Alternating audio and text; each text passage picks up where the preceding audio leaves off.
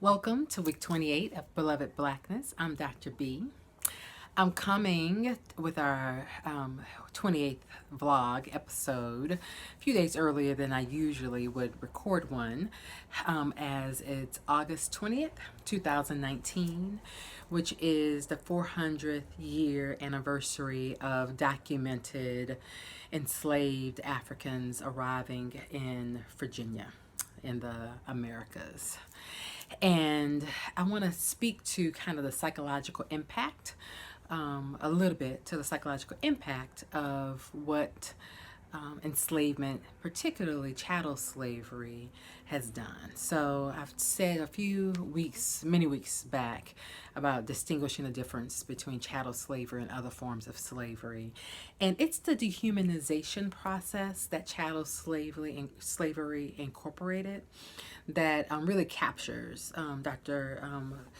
Gail, I'm blanking on her last name, but she, from Kellogg Foundation, she talks about the importance of understanding the hierarchy of human value and how that was set up for centuries.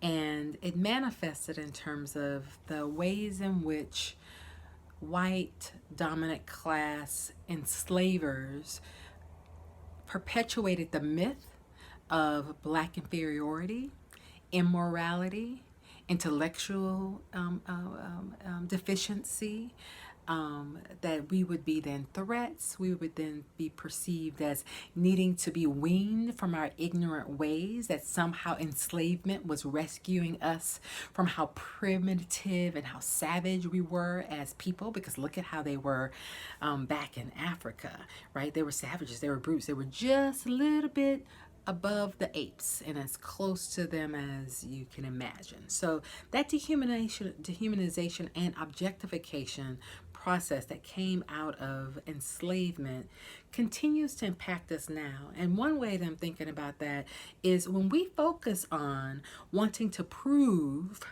to our oppressor that we are as good or better than them, we've internalized our oppression.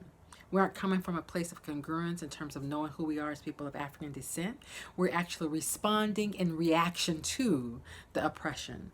So I want you to think over this next week ways in which you have bought into internalized values of white supremacy domination. And it may be insidious ways, whether it's through materialism or objectification of others, or if somebody has a certain particular car they drive or status that they've arrived to, that somehow their material possessions or their material attainments represent who they are. That's not an African-centered worldview. Our African-centered worldview is you inherently have dignity and worth because you are a person.